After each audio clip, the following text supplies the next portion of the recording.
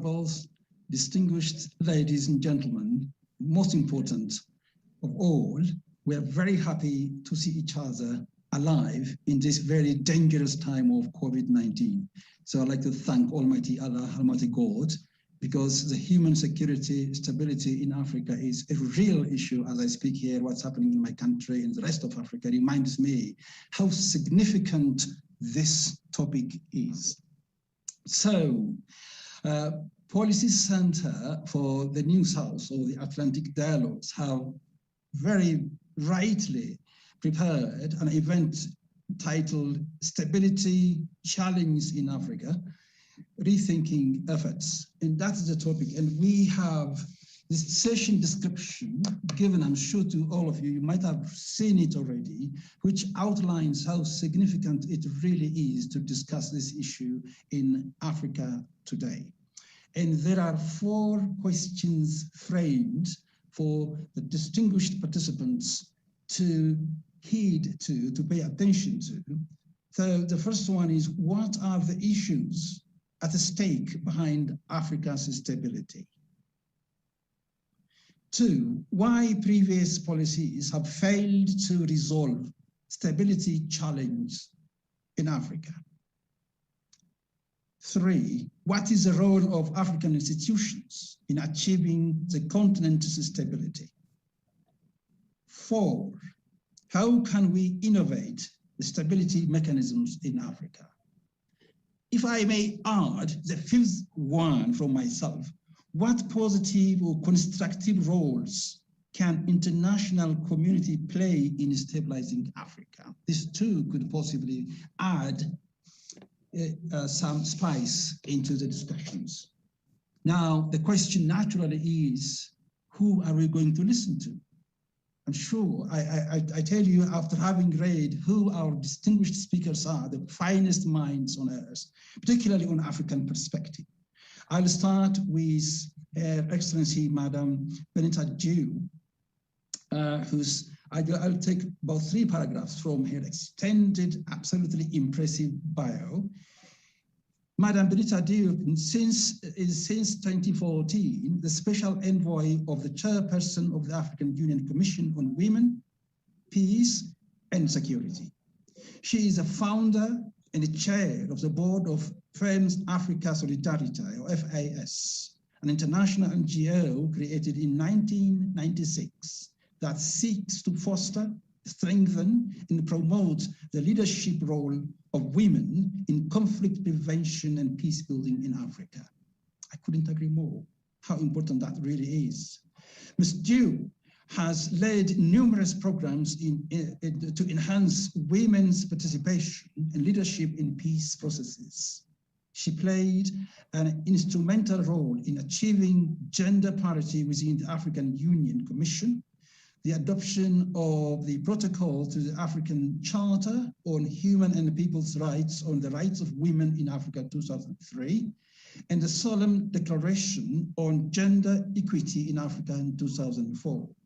She led the setting up of the Gender Is My Agenda Campaign Network, GIMSC. Ms. Diop has received numerous honors and awards. In 2011, Time magazine declared her one of the 100 most influential people in the world. Ms. Diop studied management in France and public relations and communication in Switzerland. She received an honorary doctorate from the United Nations mandated University for Peace in 2012, and an honorary doctorate from the University of Middlesex in London, UK in 2014. That's just the list I could talk about Madam Diop. When I move on to our next speaker, Major General Francis Ofori, I'm so happy to see you again. We met here at IPSS, and it's absolute pleasure to meet again here, virtually at least. So Major General Francis Ofori was commissioned into the Engineer Corps of the Ghana Army in August 1985. Don't start guessing age. No, please listen to the accolades he has achieved. He has successfully completed all his mandatory career progression courses.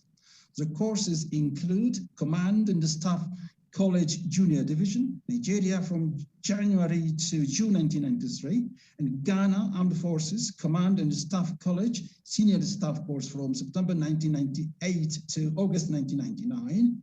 He did a comparative command and staff course at the United States Army Command and General Staff College from June 2001 to June 2002. Is a graduate of the South African National Defense College in 2012. Major General Francis Ofori attended the German Army Engineer School, Munich, and the United States Army Engineer School. He has participated in the UN Senior Mission Leaders course in India and Senior Strategic Leadership programs at UK Academy and courses attended at the Kofi Annan International Peacekeeping Training Center include the Disarmament, Demobilization and Reintegration course, DDR, Conflict Analysis and Mediation course, and Election Observation courses. Major General Francis Ofori has held many appointments. If I continue to be honest reading its volumes, I might go up till midnight. So as to save some of my time, I'll just chop some of them and straight go to the final parts by his permission, actually. Major General Ofori holds a master's degree in international affairs from the Legion Center for International Affairs and Diplomacy, LECIAD of University of Ghana. He also has a Bachelor of Science degree in Administration, Human Resources Management from the University of Ghana, Legon, and a postgraduate certificate in Public Administration from GIMBA. Major General Francis Ofori is married, and his hobbies are gardening, dancing, and of course soccer. Brilliant, excellent combination. And finally, last but not least, I move on to J. Peter Pham.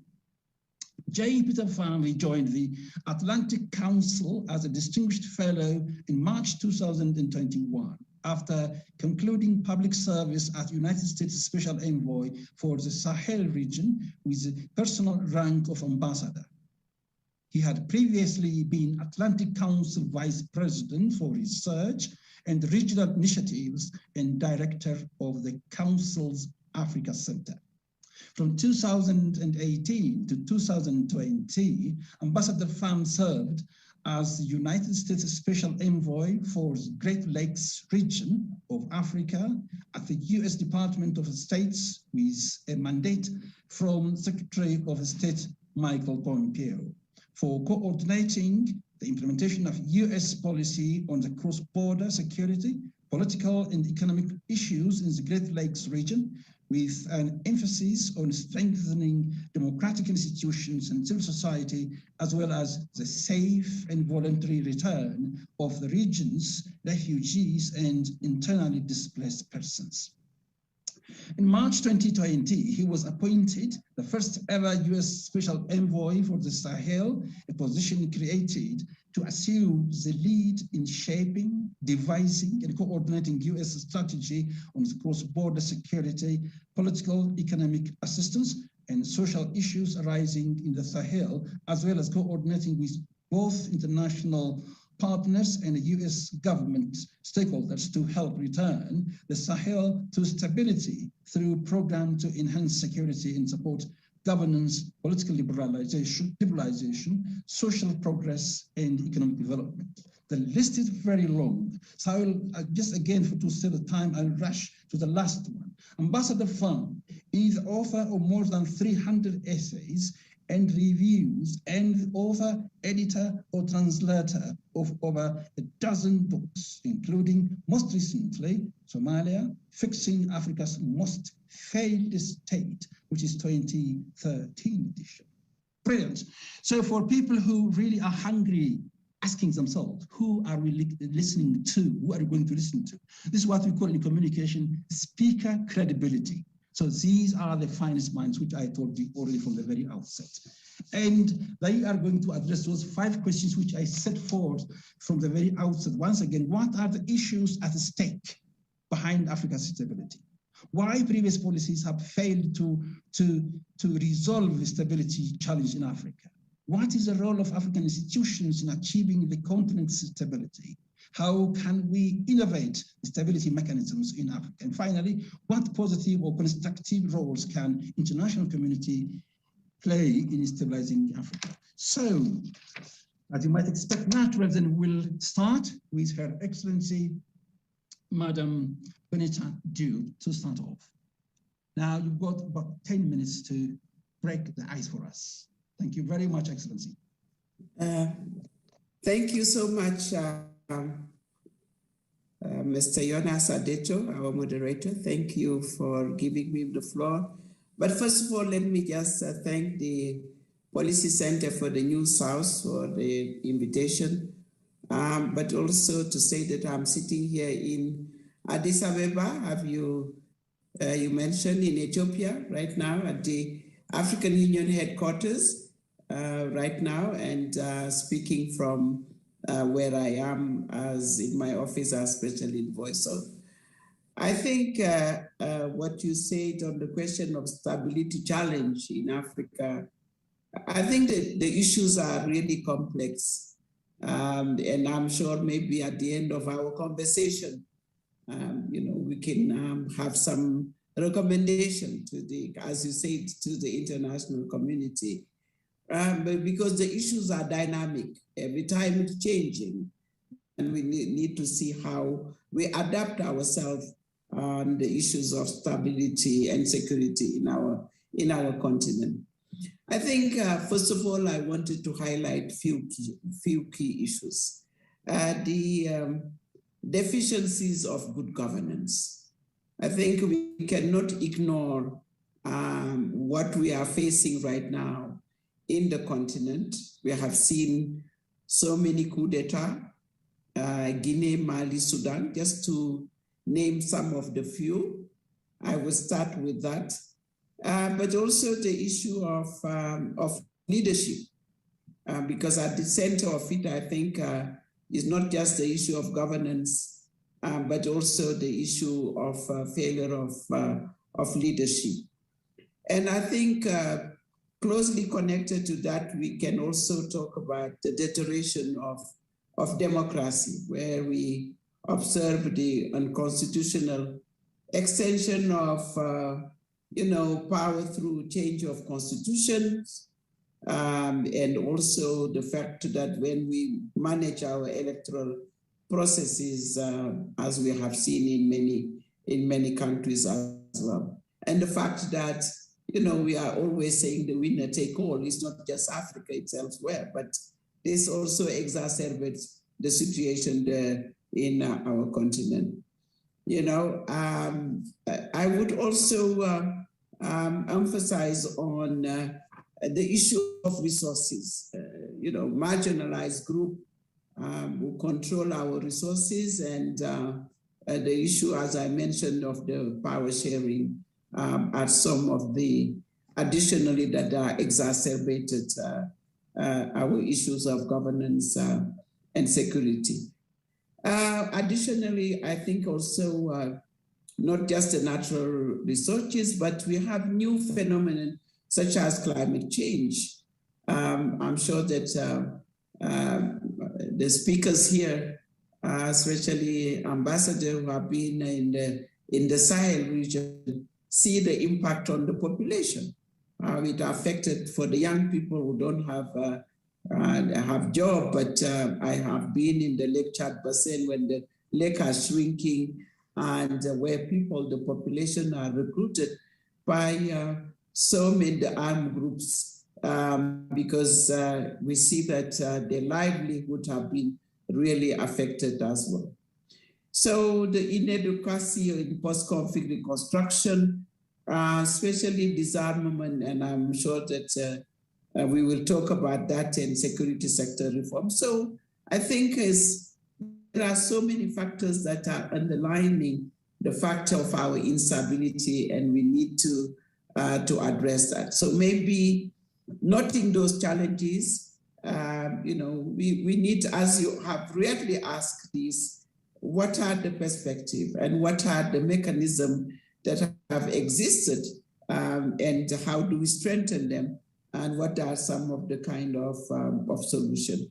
And I will name maybe, as you said, the African Union, what we have put in place before as framework and institution, the Africa governance architecture, which is based on our shared values agenda, but also the Africa peace and security architecture.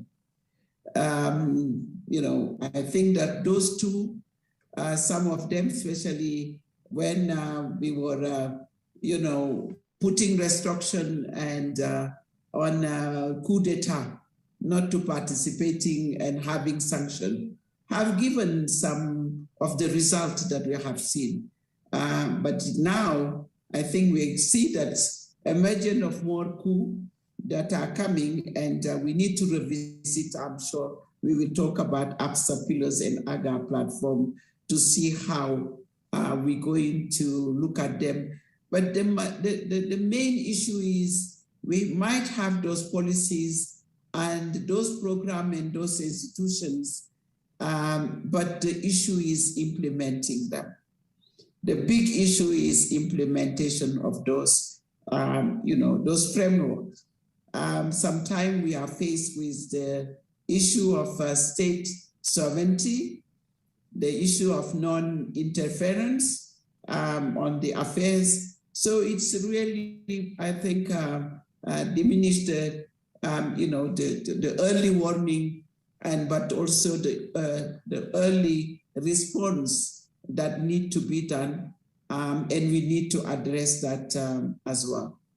I know that the African Union also have a flagship project on Agenda 2063, which is a silencing the gun project, which have been now, as we have seen, maybe have not sufficient impact at all in the field when we say that we need to end violence in Africa, but it's not happening right now.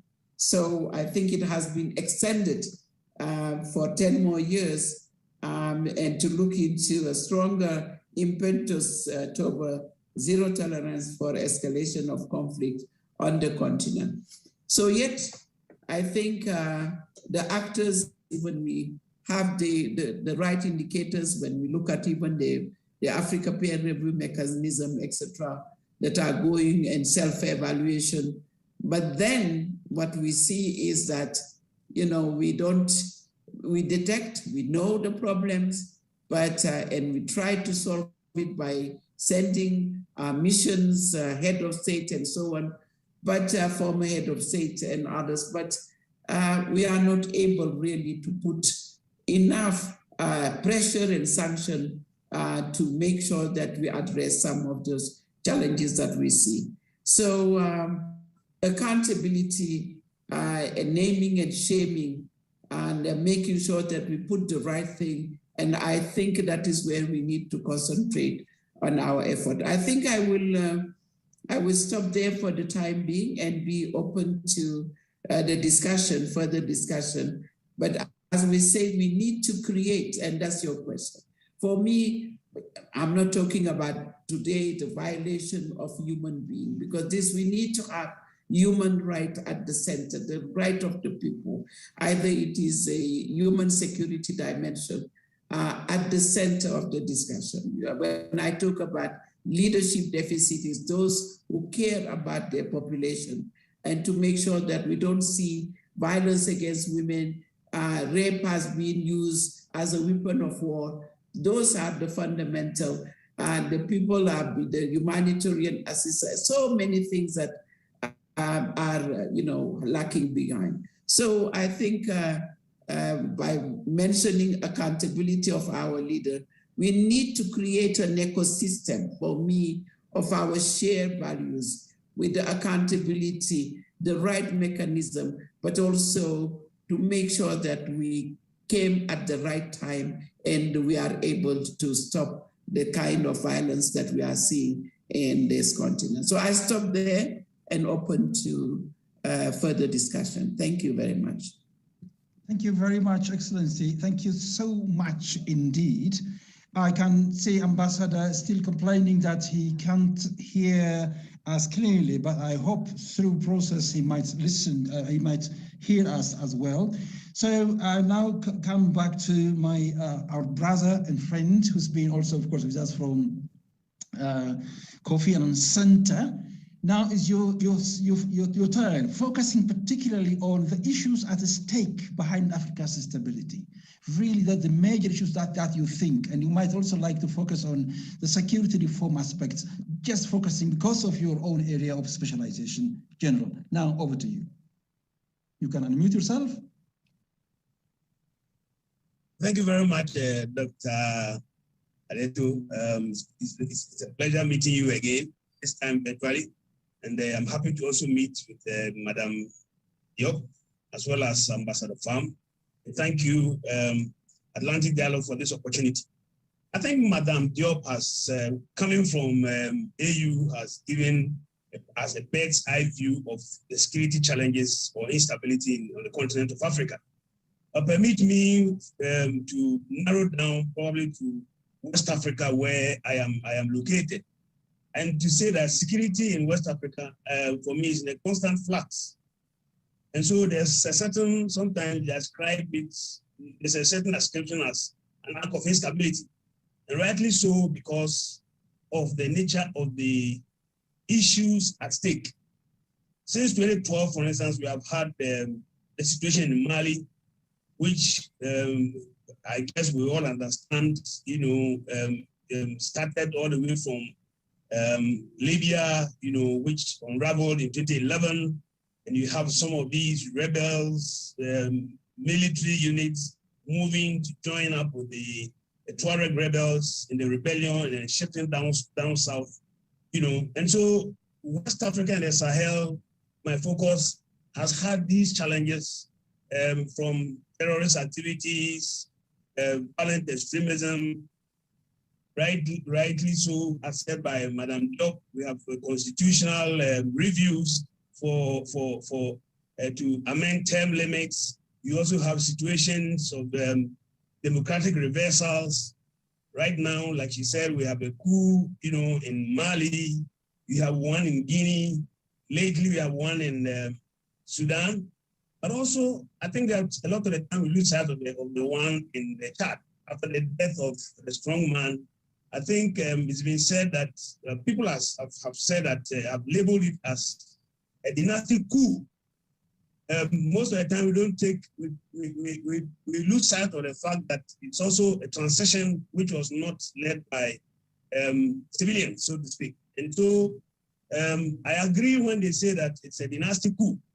Having said that, we also have situations where some of our leaders, but she said that we have leadership deficit. I mean, whether we like it or not, it's this leadership deficit. We have situations where our leaders, political leaders, who are supposed to be key members of the ECOWAS heads of states, amending constitutions to do away with term limits. That was what ultimately resulted in the coup, I guess, in Guinea. And then also you have a situation where in Cote d'Ivoire, whether we like it or not, whether the people liked it or not, there was also an amendment of the constitution, and then also for a third term for a president who, for me, is key in the affairs of ECOWAS. And so if you look at it, for instance, when the issue of the coup took place in Guinea, it became, problematic for anyone to have had, the president of Cote d'Ivoire, for instance, to be a part of that delegation. And I guess it was quite problematic. And so it becomes a problem for ECOWAS. So we look at democratic reversals, good governance, democracy, and then we have also talked about insecurity in the Sahel, which has been shifting down south from Mali. And the epicenter is now in the Litaku Goma, and I guess Ambassador Pham should be an expert, in that area.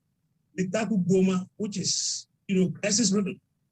Then you have Burkina Faso, which has been epicenter because of the shift downwards of the movement of the, terrorist groups, and then violent extremists from Mali down southward Burkina Faso because of counter-terrorism measures in Mali. They are shifting down south towards Burkina Faso. Then you also have in Burkina Faso a certain pecuniary gain that they get from the illegal artisanal mining, which is, to me, is about $1 billion. And so it becomes a safe haven for a lot of these people. Then she has also talked about climate change, which is critical in the Sahel. Madam Job made reference to the lake Chad, which is shrinking. I mean, as a result of climate change, high temperatures, erratic rainfall, you have a situation where food crops are not, food production is challenged, and therefore it inures to food insecurity.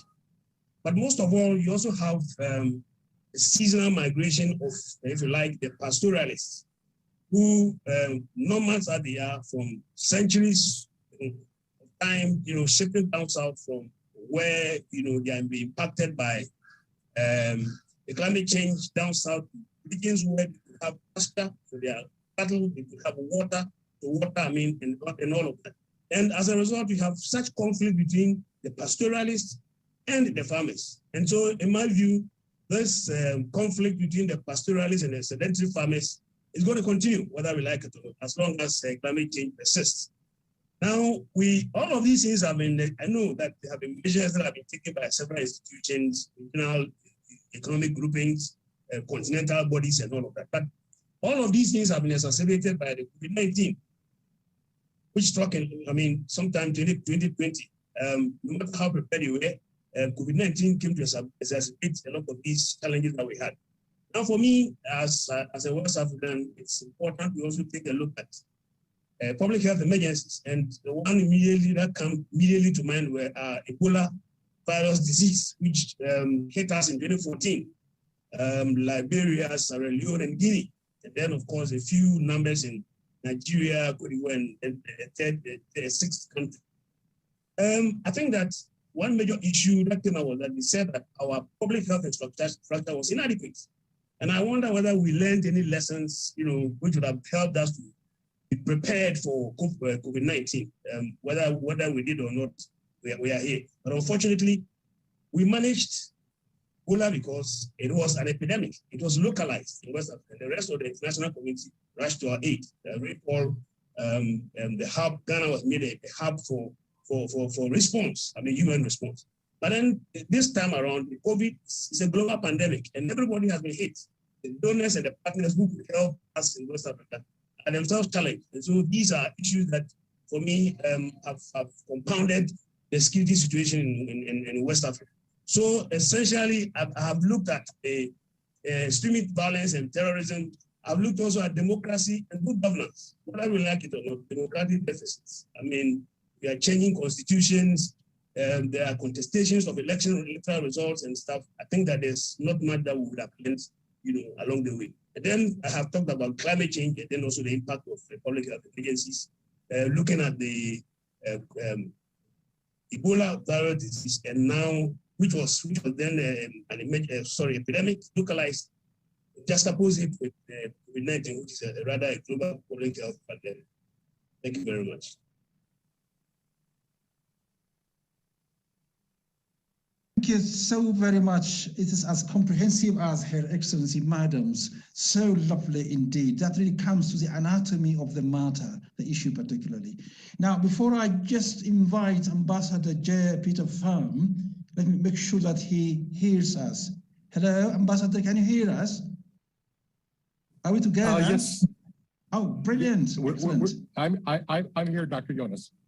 I'm very happy to hear that. So those 4 questions we put forward, if you remember, the first one was the main issue, and the second one was why mechanisms so far we had failed to address. So what should be done? Just these are the main issues, if you like. And you can also focus on African institutions, including the AU and maybe REX as well, RAIMS and REX altogether.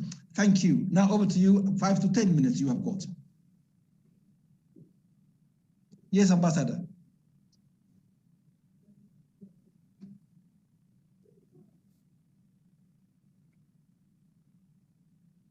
Hello, Ambassador. Hello. You can start. You can start.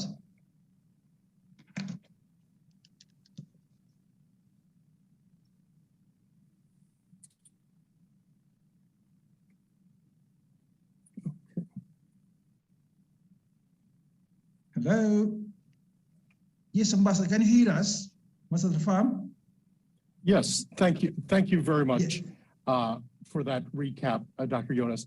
I'd like to begin my remarks by picking up on something that Special Envoy Diop said at the beginning, which I very much agree with. And she raised the issues of good governance and leadership. And I think if we are to have a frank conversation, part of the problem with the failure of leadership has been also on the part of the wider Pan-African community, but also the international community in being very honest as to our benchmarks and starting points. You know, in science, one of the things is one has to establish the baseline, and from the baseline, then one conducts evaluations of how things are going.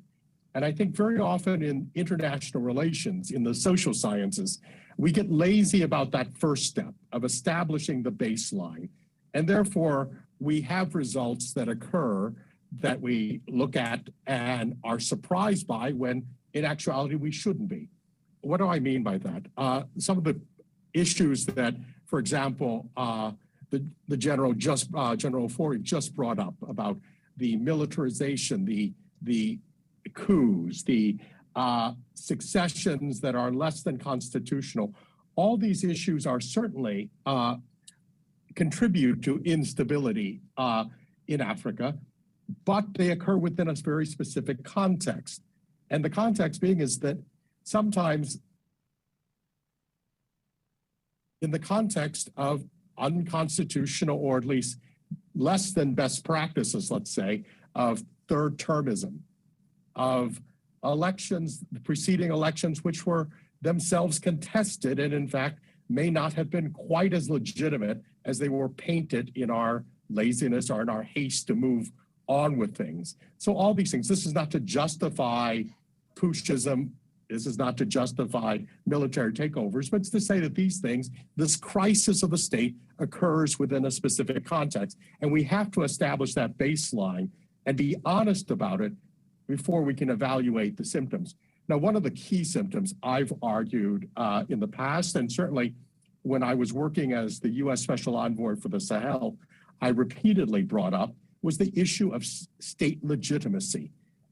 The question of whether the state established itself in relationship with the citizens, with provision of basic services, basic goods, security, education, health, that they had this rapport. Without that legitimacy, of course, they're going to come under challenge from violent extremists, from jihadists, that military men can exploit those situations and to stage coups. All these things happen, but they happen within a context. One has to also establish some baselines, be very frank about where we come and how to build from there, rather than presupposing that everything is right until whatever catalytic event raises pressure. And I think that willingness to look at institutions, to look at reality is key, both for the African institutions, which increasingly have shown a willingness, at least, which is a very welcome change from years past, a willingness to deal with some of these challenges, but also on the part of the international community in its need to be honest as well as helpful in these situations. Thank you very much, Your Excellency, Ambassador. That's absolutely excellent. And it also hits the nail on the head, particularly that's the state legitimacy or crisis of governance that clearly reflects what the preceding speakers put into the context, into perspective. And maybe there is one more question toward the end, which is very important one, but I was still looking for questions coming from the audience. So far, I haven't seen one. In that case, then I'll take this opportunity myself to pose more questions. There is a very interesting statement here. State legitimacy in Africa, some people would come through coup d'etat and then they say, I am your leader, or through rebel movements, then I am your leader. Sometimes they happen to claim the source of the legitimacy to be a foreign country, a donor state, rather than the very people they are supposed to serve. So what do you think international community should do? And Her Excellency raised a very important question, extremely important question, or issue regarding that naming and accountability aspect. So some governments become more accountable to foreign forces rather than to their own people at the same time, because of that legitimacy question, because they were helped, assisted by some others rather than serving their own country. And therefore, just I'd like to listen to you. What type of role should be played by international community, constructive engagement for individual states in Africa? Who wants to come in? If I can take a first stab at that answer, Dr. Jonas. And certainly, when I was serving in the United States government, we emphasized the necessity of following the African leadership. And I think Africa really is leading the way internationally in establishing a new series of norms. And I think it's a very welcome change. It's that the norm of the neighborhood, the subsidiarity principle. Of course, it's been there philosophically for many, many, many years.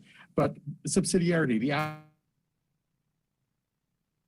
regional economic communities, the economic community taking ownership of it. We saw that just in the last 24 hours. Now, one can agree or disagree with specific provisions of what the Economic Community of West African States, ECOWAS, decided at their extraordinary summit in discussing the challenges in Mali and in Guinea.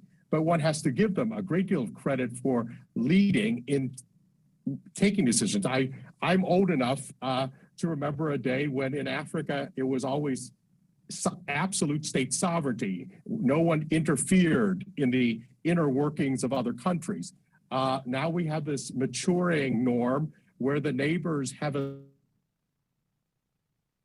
tax them, but a co-responsibility. So I think that is something very, very precious, very, very innovative, but it needs support, not just from other African countries and the African Union, but also from the international community. When I was special envoy for the Sahel, our policy was to ask, the first question was always, what do the G5 Sahel, the group of 5 Sahelian countries established nearly a decade ago of Chad, Niger, Mali, Mauritania, and Burkina Faso, what do they want? What is their view rather than that of some of our longstanding international partners who may have different interests and different perspectives? It's that local legitimacy, that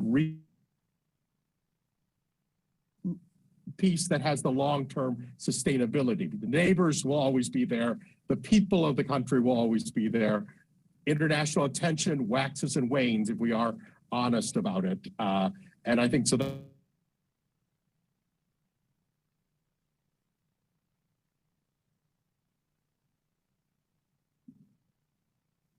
Thank you, Ambassador. Let me guess that you have finished, because I couldn't finish the last bit. Oh, okay, right. Thank you very much indeed. Yes, that is definitely remarkable. From non-interference to non-neutrality is absolutely, one can say, African invention in governance. And Madam's speech on state sovereignty still is an issue, seems to be sort of following colonial neoliberal mentality, this global south, global north type of this division, as if some governments outside of Africa have been giving instructions to do this, do that. If not, then you can't, if you don't go my way, you are damned to this and that. So how do you see, particularly, let me come to Her Excellency, Madam, this intervention aspect again, the state sovereignty aspect? Yes, Your Excellency. Yeah, maybe let me just add on to what Ambassador Peter Pranav has also said. Then when it comes to the regional bloc, and I know that also have been discussed on the ECOWAS side, and I think a lot have been done in some of the region. But we have seen also other regions that have not been able to do the right thing. And that's why we are also saying it should not be just the region. If we see that there are failure of the region to intervene, we need to find another way that we can also maybe at the global level, at the African level, because Africa should lead, of course. But we need to also to make sure that this issue of non-interference at national level, at regional level, at continental level, we need to address them. And that is where we have been blocked, because sometimes you go to, when you see obviously that something is happening in the country, and you send, for example, the panel of the wise or a dignitary or special envoy, they will say non-interference in our affairs. So how do we make sure that now we intervene? If the region cannot do it like it has done by ECOWAS right now on the case of Mali by putting pressure and putting sanction, how we can intervene. And we, in the meantime, maybe General will talk about it, is the standby force. We have seen that how at certain time ECOWAS troops have also helped in its case of Liberia, Sierra Leone, etc. But how do we make sure that really we have an effective troop that can, when we see the failure of the state, and when we talk about the issue of state legitimacy, for me, it's important we look at the state who doesn't deliver to its citizen. Not just the issue of the coup and etc. by seizing the power, but where you fail not to give the assistance to your people, the education, really what the people need. And you are also making that, managing the diversity, because, that is our asset in Africa, that diversity.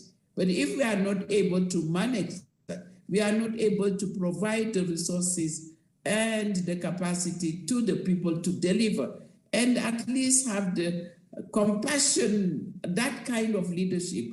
I think that is that the state legitimacy, the failure of the legitimacy is not just about the coup, but delivering the essence to your people. Now, coming to the international community pressures, sometime we have seen before in the Cold War, the proxy, whatever pressure, the proxy, I will not say the proxy war, but the proxy competition on resources that are coming in the continent, which also come to exacerbate what is happening in the continent. So, and also you could see that, the relationship between the Security Council and the Peace and Security Council that need to be strengthened. I would not say that there is a conflict, but it should be complementarity as well. But yet again, you will look at the Security Council in New York,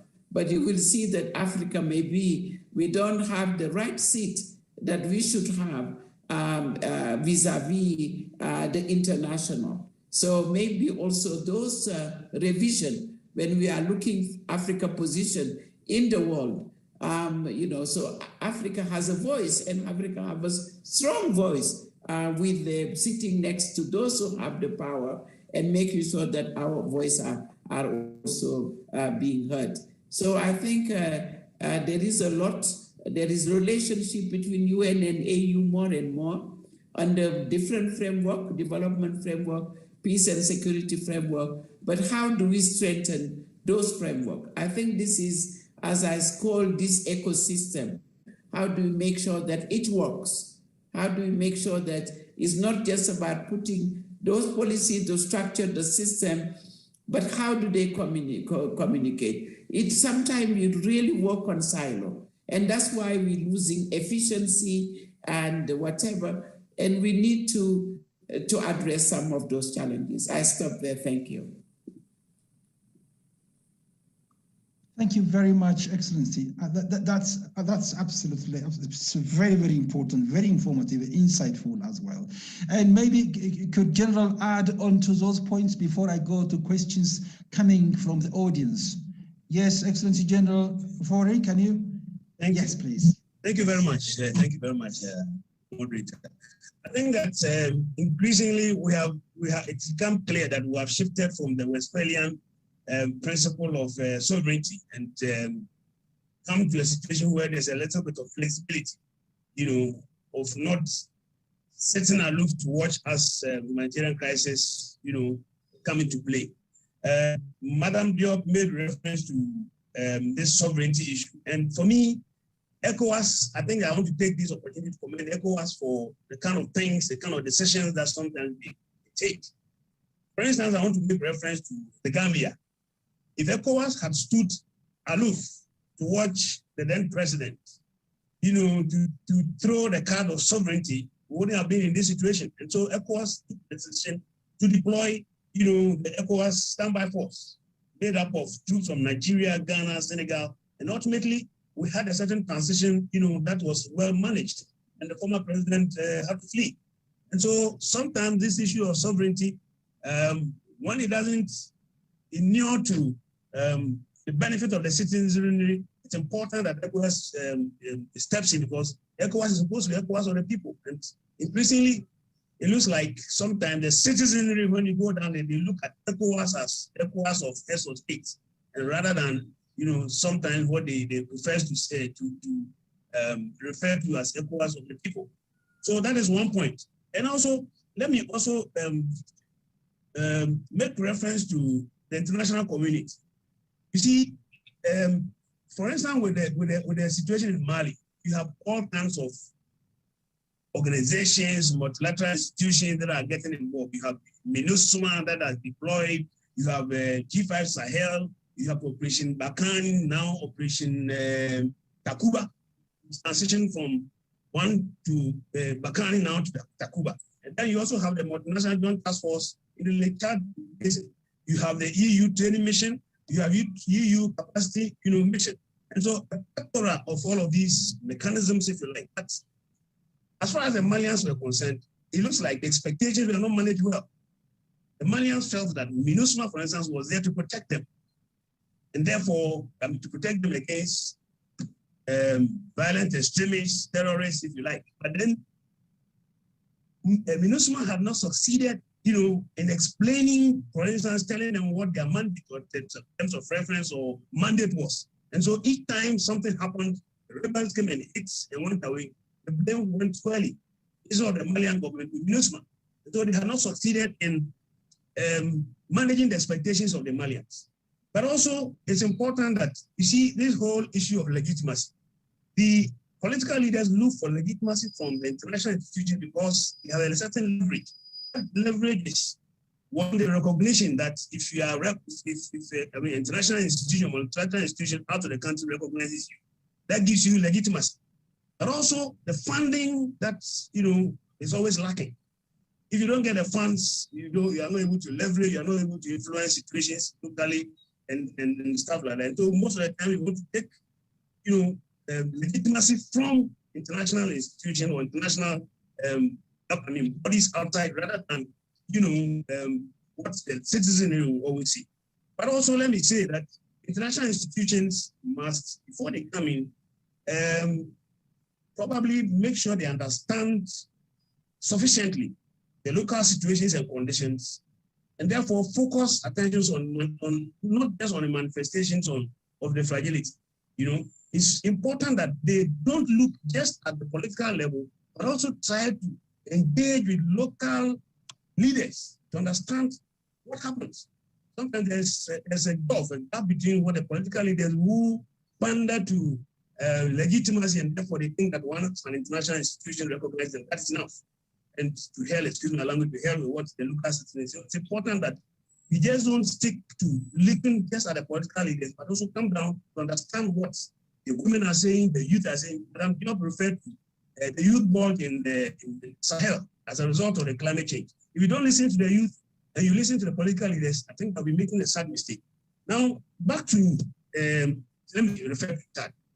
We were looking at ECOWAS, vis-a-vis ECAS. The Chadian situation, for instance, sitting where I am, I haven't seen much of ECAS. Maybe ECOWAS, AU might have said, have done so much.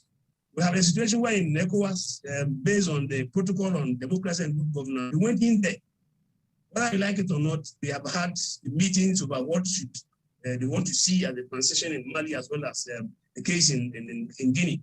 But for me, I think that not much has been said from ECAS by way of what I refer to as the dynastic coup in Chad. And so international institutions must always ensure that there's some consistency. Every focus is in West Africa, and rightly so, ECOWAS is dealing with Mali and dealing with Guinea. But what has happened to the other regional bloc, ECAS, vis-a-vis the situation in Chad? And I'm sure probably Madam Job might have much more about what AU, the continental body has done, but not much I think has done. So it's important that as we use all of these mechanisms, consistency is what is applied. Thank you very much. Thank you very much. I can see Ambassador J. Peter Pram wanting to come in. I also can see Her Excellency maybe wanting to add. But let me first quickly go to Ambassador Pham. Ambassador, quickly, I'll give you 2 minutes. Thank you, General. That's absolutely fantastic. But I'll have one more question to you later on. Yes, Ambassador. Hello? Disappeared. Hello, Ambassador. I don't see. Yes, please. Can you continue? You raising up your hand. Hello, Ambassador. Can you hear us? Hello? Hello, Ambassador. Unfortunately, can't hear us. I saw his hand up. Yes. Okay, in the meantime, then let me go to questions raised. Yes, hello, please. Yes, if I can, well, make 2 minutes. Yeah. Yes, just a very quick point. Just following up on the point that General Fori just made, he mentioned MINUSMA, the United Nations peacekeeping mission in Mali.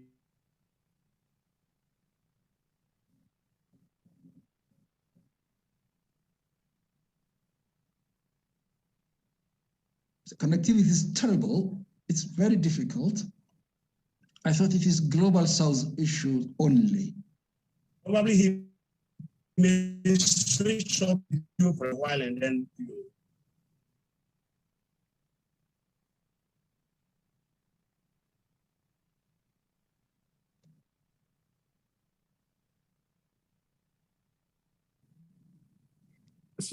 sorry about that. I was cut off by a power outage where I'm at. But the point I wanted to make was it's how those resources are spent.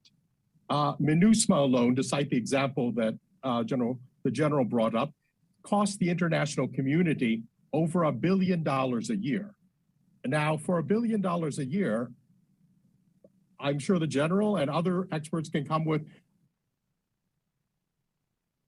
amount of money invested, sustainable over the long term, and possibly even more effective to carry out some of the basic stability and security issues rather than internationalizing it at great expense. So I bring that up just as a brief point that it's not the amount of resources, although that could always be improved, but it's also how those resources are spent. And we need to be innovative about that as well. Thank you. Thank you very much indeed. We managed to listen. That's a very good one. Thank you so much indeed. There are some questions. By the way, as we speak of international intervention, yes, I fully agree with the regional one, but with the international, let's also take account of what happened in Afghanistan, in Libya, in Iraq. That must also serve as that global context when we talk about this international intervention. It is greater global security context as well. Also, added to that, Africa's place in global security in general sense.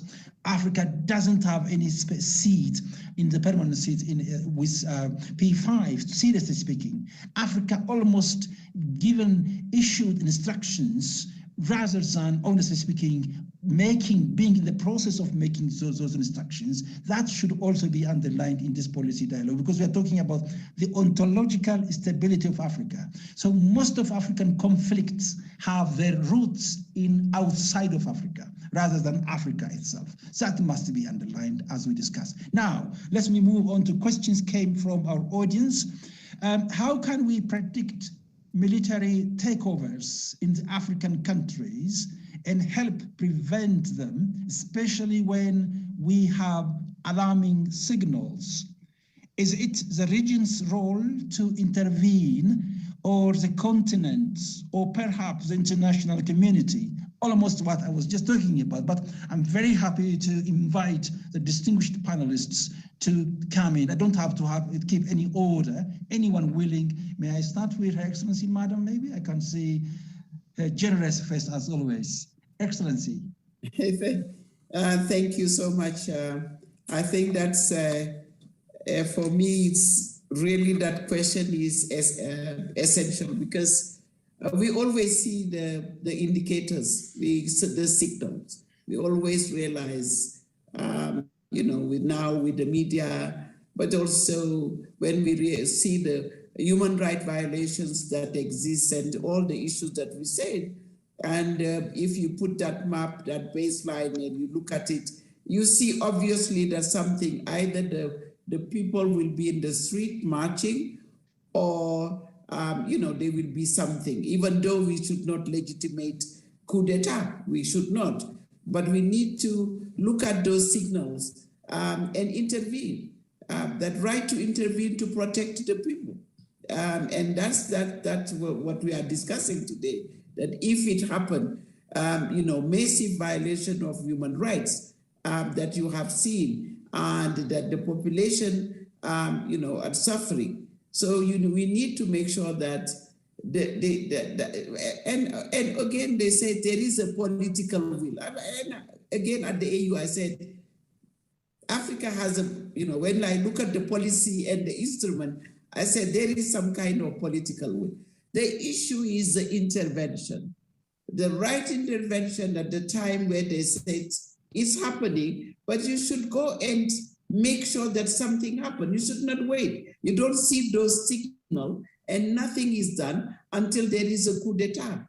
And then you say that there is a coup, or then that you see. So I think it's the intervention that need to be done by either the regions, and I again come to say that the level, and we need to see how to harmonize those recs. Because when you look at ECOWAS or SADC, strongly they have been intervening and have a lot of pressure in when crises happen, which is not the same thing when you look at the North Africa or other places. Is not the same setting. We need to reinforce those blocks, because the issue of subsidiarity, as we said, and African Union is applying it, need to be reinforced. Now, you have rightly said it, that we are not sitting at the Security Council with the right seat, and something need to, in the reform, because we keep talking about reform. So it's also a kind of discrimination when it comes to the continent. So what do we do on that? If the international communities want us to solve our problem and we say African problem, African solution, yes, but we belong to the world. What affect us, affect our COVID have shown that is not just in Africa, it can be impacting what impact us, sometimes it does impact less on us than on others, So I think we need to rethink the relationship, the partnership that Africa and other at the international, in our peacekeeping. When I take the issue of Somalia, for example, right now, where the Africans have done their best to intervene at some stage to make sure that our troops, our African troops are there and make sure that we do the right thing. What about the resources? Sometimes you see the UN military paying be paid double. Next door, I visit Somali many times. Next door, it's a double payment of that soldiers, but the African soldiers are being paid less, half of it. So you will see that double standard also, even if we are doing the same job, are affecting also that kind of relationship. So it needs improvement. I think political will is there, but it's really the actions, the real action on the field that we need to make sure that that partnership works. Thank you. Thank you very much. I think I can't thank you enough, to be honest, for that very penetrating, very insightful response. It goes well beyond the event here. And thank you so much again. Thank you. General, do you like to add on to those questions? I think they are very pertinent to you too. Yes, please. Very well, very well. I think that Madame Diop has said a lot, regard to constitutionality and the democratic reversals, the risks and that. But I think that ECOWAS, and again, I must refer to ECOWAS in the region. I think that they have done so much by way of mechanisms. I mean, we had a protocol on mechanisms for conflict prevention, management, resolution, peacekeeping in 1999. And then in 2001, they came out with a supplementary protocol on democracy and good governance. So 20 years down the line, we have democratic reversals. And Madame Diop also indicated that when the warning signs appear on the horizon, it's time to act. I recall that in 2015, ECOWAS heads of state attempted to dialogue on the issue of term limits. Now it came up that the Gambia and I think Togo, the two countries that did not have such a rule. And so somehow along the line, among themselves, it was decided that, look, let's do further consultation.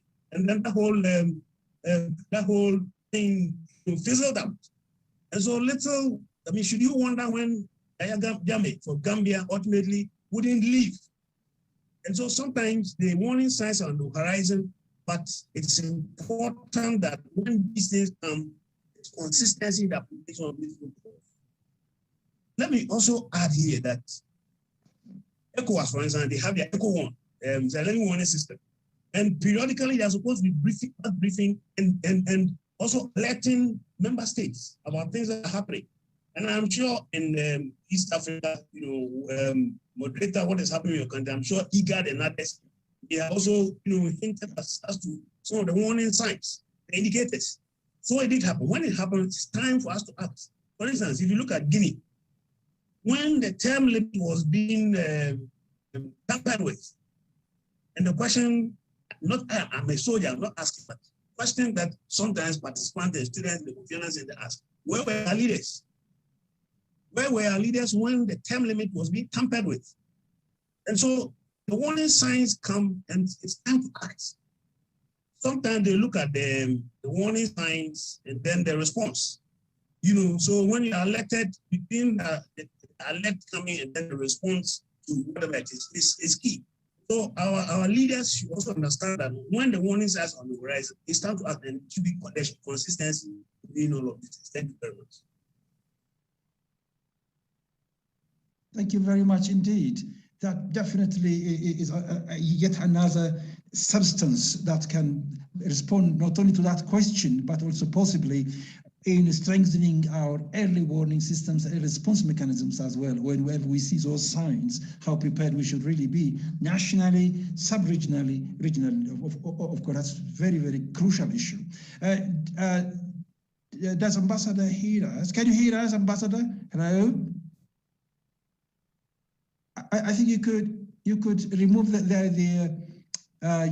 your camera and then you can speak. That's what they have written on the chat room as well, so that you can speak. Can you hear us now, Ambassador? Yes. Hello? Yeah. Oh, yes. Yes. Yes. Do you think you could come in on those questions? I like to look at things perhaps a little too optimistically at times, but I prefer the glass half full to the glass half empty. And we really have come, as the General was saying, we've come a long way in establishing mechanisms for early warning. Certainly ECOWAS, last year there was signed an additional protocol where the U.S. has lent additional support to ECOWAS's early warning and monitoring systems. And he mentioned EGOT as well. But the key is now we have to have the credible tools as well as the political will. Political will is important, but even if you have political will and you do not have the credible tools to use when you get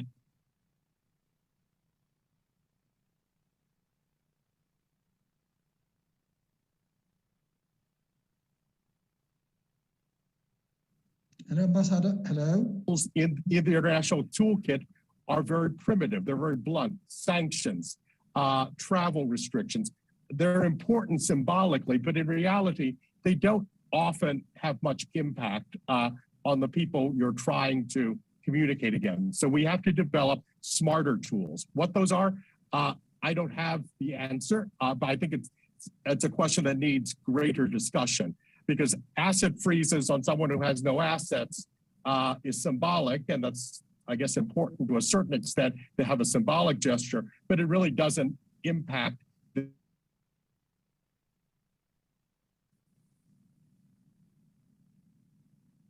So I'll turn it back to you, Dr. Jonas. Thank you very much indeed, Ambassador. You also not taught us, but showed us how the technology difference is almost unanimous, like COVID. It is almost everywhere. So that is something for us to learn as a lesson. Regarding those restrictions or embargoes, I think there must be another way of thinking, that global security structure itself is meant for some and not for all. We also are expecting an entire reform in the United Nations system itself. The international way of thinking, the international community, or so-called international community, must also take account of African voices. Africa doesn't have its own voice in the policy end. It's only the implementation and us from that angle only. I think that still colonial mentality, if you like, slave trade mentality, if you like, this civilizing mission aspect, that must really be dealt with. And this research, this whatever we discuss here, is not simply to maintain status quo, but to bring about new ideas and how to really reform the United Nations, how to include Africans, Asians, Latin Americans, so as that we can have a better United Nations that functions for all, not only for only 5. I think that is a very important issue for us, particularly in the academia, in the policy level, in the African Union, and at all levels. We should really continue looking at a new way rather than maintaining the same way, which favors only those for 45, 50 years. So I think the time has come here. So look at embargo or sanction. The sanction is really most of the time disadvantaging the very ordinary people rather than people there which are suspected. And same time, I also would ask you, who are these international police that are policing while our people are dying? If they're very people that are talking about democracy, human rights, but I could also see George Floyd. I want to praise, silence it.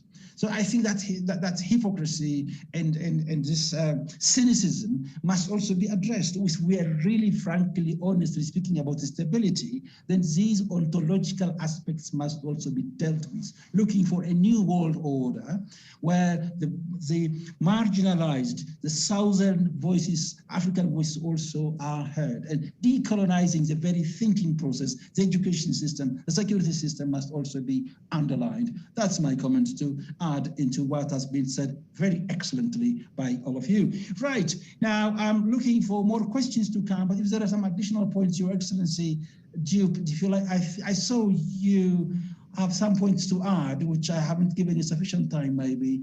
My apologies for that. No, thank you. I think it's a great conversation. As you said, we need to have that frank, Ambassador have said that, the frank discussions as well. But also I think Africa have to also speak with one voice, which is the difficult part, our integration. You know, we accepted maybe some time to be divided, and we accepted also to follow our colonial masters. And I think that also complicates some of our, we already being culturally or linguistically or divided. So we need to look at, our shared values, our culture that can unite us, things that really can bring Africa together and not dividing Africa. Because if we are strong, because Africa have everything, we have our resources. That's our problem right now. But if we are wise enough to see how do we utilize our own resources, how do we concentrate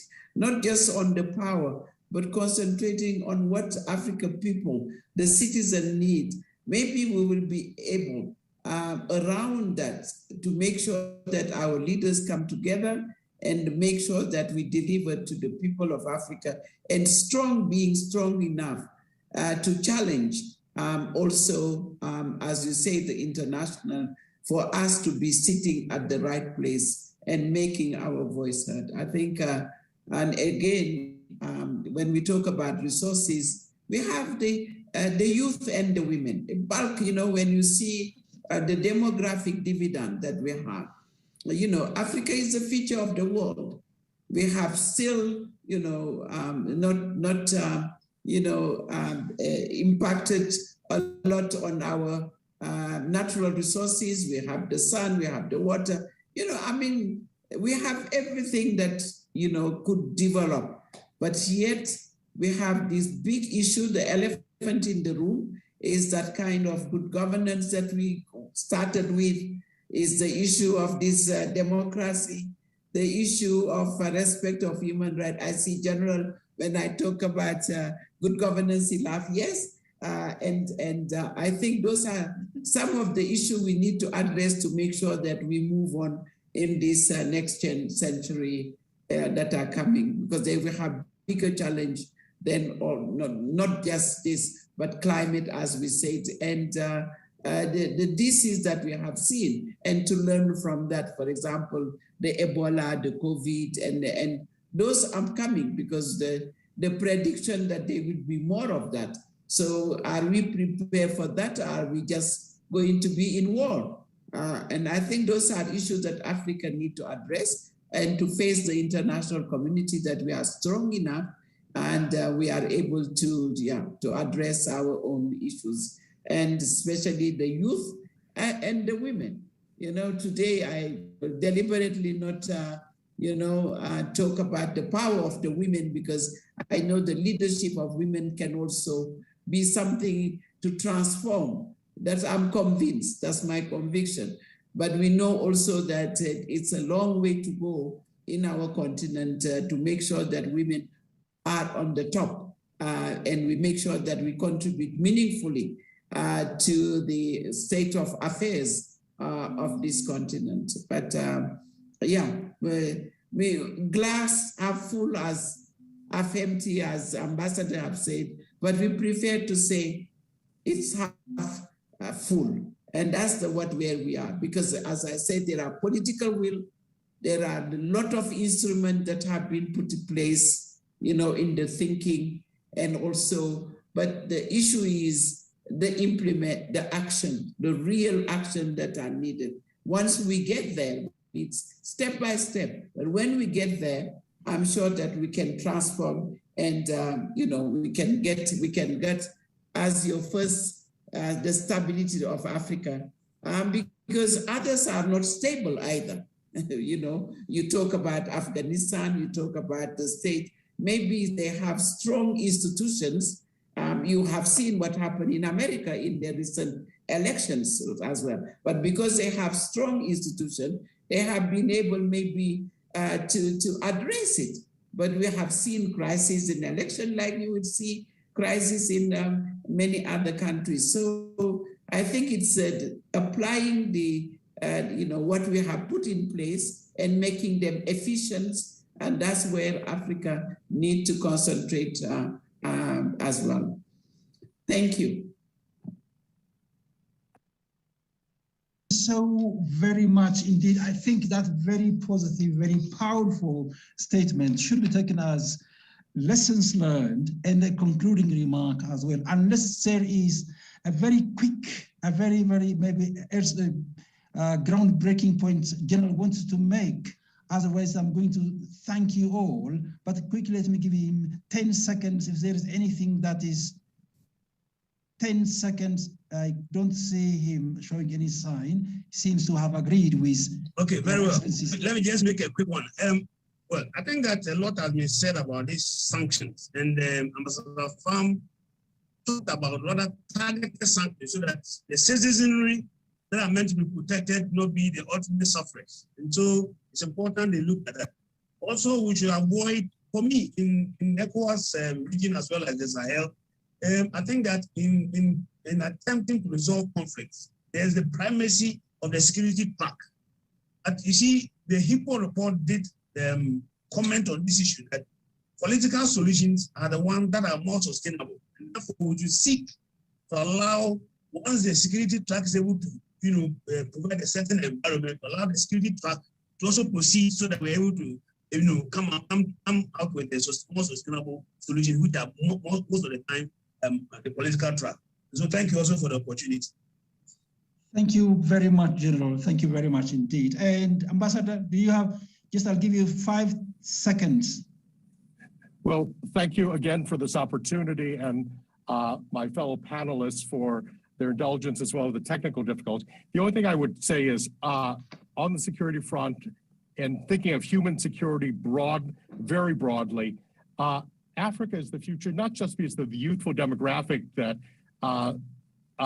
Special Envoy Diop brought up, but also because of the continent contains within it the resources necessary for our transition to climate adaptation, the resources necessary to sequester carbon, all sorts of, so Africa is increasingly strategic, and it's up to Africans, and this is my invitation to my African sisters and brothers, it's up to Africans to use that to best effect in the conversations that are taking place now.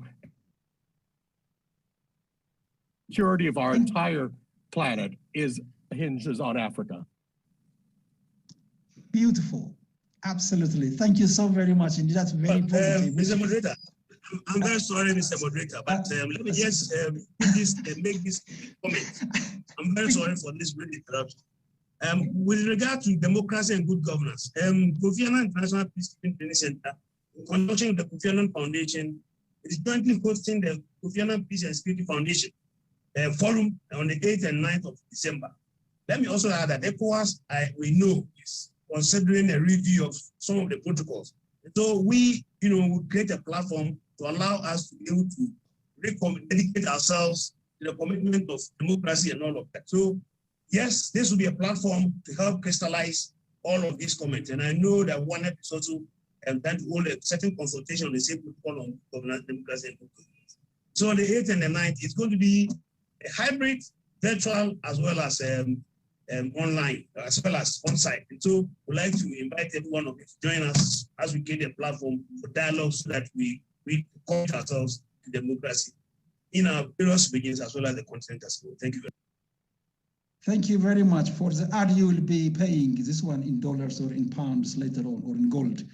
Right, yes, indeed. I thank you so very much, the finest minds, Your Excellency Duke, for absolutely excellent contribution that you have made. And it's a very open, at the same time, very forward-looking, and that have that positive mentality. Thank you, General, not only for invitation, but at the same time, again, for excellent ideas. Ambassador, absolutely fantastic. I'm absolutely impressed with your very positive and at the same time pragmatic ideas. I also thank the Atlantic Dialogue Policy Center for the New South, and all organizers and all participants for their excellent questions, and at the same time, of course, coordinating the entire process.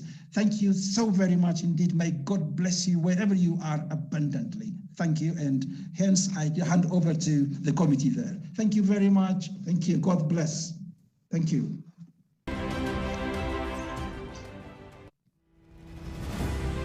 Organizers, hello.